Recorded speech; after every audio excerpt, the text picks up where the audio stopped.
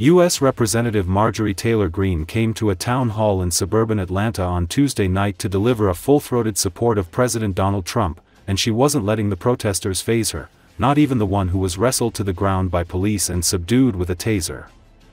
According to Associated Press, 3 people were arrested at the event, and others were escorted out because Greene and police said they were being disruptive.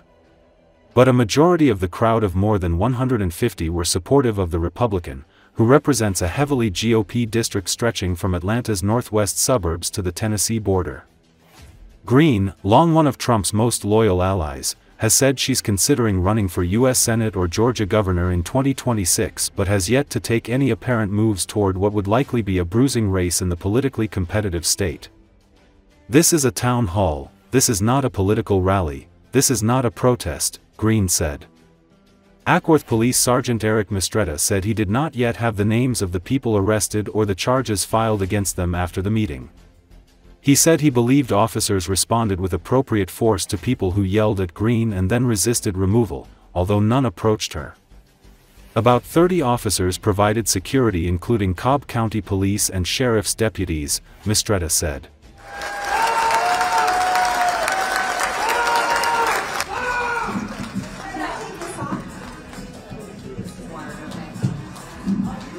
Well, welcome everyone.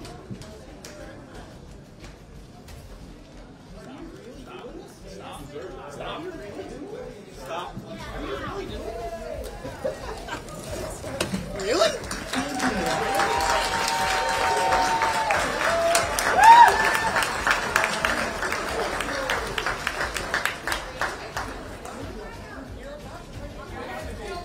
Thank you. The Democrats have been rioting. They are the party of violence. They are the party that... Go.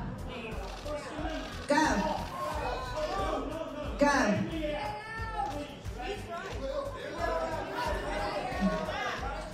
If you want to sit and listen, you're welcome to listen. Everyone across the aisle.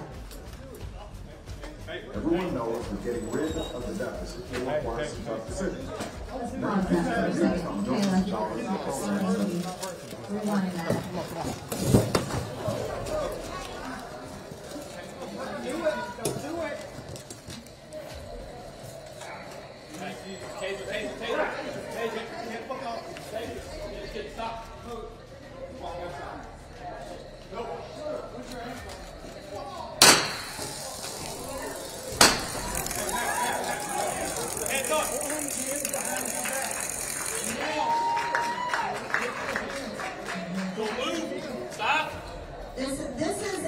This is a peaceful town hall.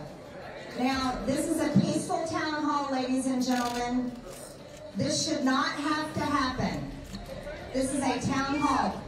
So I'd like to start with our first video because I think these are some very wise words from the most popular Democrat president in history. Kayla?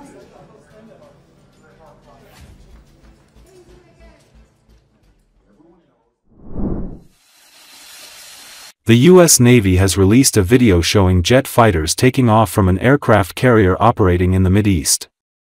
According to Associated Press, the U.S. ordered the USS Carl Vinson to the Mideast to back up the USS Harry S. Truman, which has been launching airstrikes against the Houthi rebels in Yemen since the American campaign started March 15. Footage released by the Navy showed the Vinson preparing ordnance and launching F-35 and F/A-18 fighter jets off its deck in recent days. The operation of the Vinson and its strike group in the Arabian Sea comes as suspected U.S. airstrikes pounded parts of Yemen controlled by the Iranian-backed Houthis overnight into Tuesday. American officials have repeatedly linked the U.S. month-long campaign against the Houthis under President Donald Trump as a means to pressure Iran in the ongoing nuclear negotiations. The U.S. Navy's Bahrain-based Fifth Fleet, which oversees the Mideast, declined to discuss details of the Vinson's operations.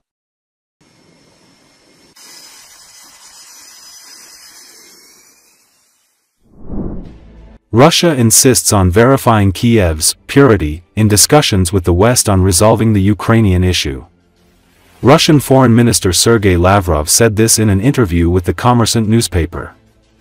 Verifying the principled purity of our Ukrainian neighbors is the main issue we insist on in our discussions with the West. They supposedly want to help the settlement process.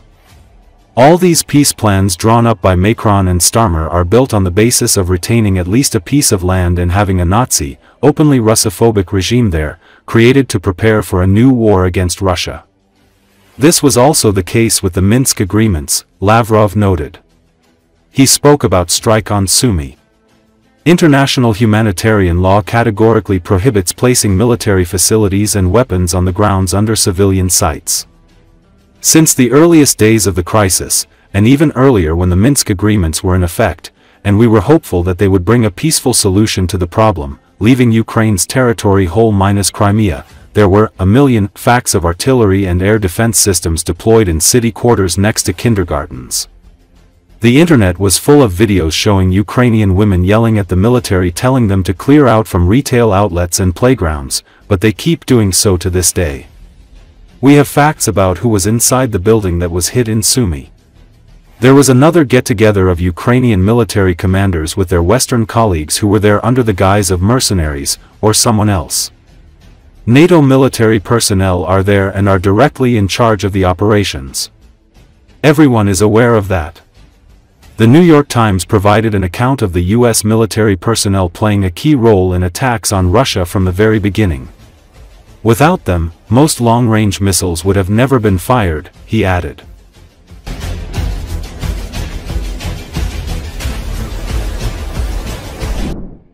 The United States flew long-range B-1B bombers in a show of force against North Korea on Tuesday, days after the powerful sister of Kim Jong-un vowed to resist a U.S.-led push to eliminate the North's nuclear program. According to Associated Press, North Korea often reacts to the U.S. deployment of B-1B bombers and other powerful military assets with missile tests and fiery rhetoric. Tuesday's flyover of the U.S. bombers could draw an angrier response because it happened when North Korea was marking a key anniversary, the 113th birthday of state founder Kim Il-sung, the late grandfather of the current leader. South Korea's defense ministry said the U.S. bombers participated in a South Korea-U.S. aerial drill over the Korean peninsula to strengthen the Allies' combined operational capability and demonstrate their deterrence capability against North Korea's advancing nuclear program. A ministry statement said South Korean F-35 and F-16 fighter jets and American F-16 fighter jets also took part in the training. It said South Korea and the U.S. will continue to expand their joint military exercises to respond to North Korean nuclear threats. It was the second time a U.S. B-1Bs had participated in a drill with South Korea since President Donald Trump began his second term in January. Trump has repeatedly said he will reach out to Kim Jong-un to revive diplomacy. North Korea hasn't directly responded to Trump's outreach. Last Wednesday, Kim Yo-jong, Kim's sister and a senior official, derided the U.S. and its allies in Asia over what she called their daydream of denuclearizing the North, insisting North Korea will never give up its nuclear weapons program. Her statement came as a response to a recent meeting among the top diplomats of the United States, South Korea, and Japan where they reaffirmed their commitment to push for the North's denuclearization.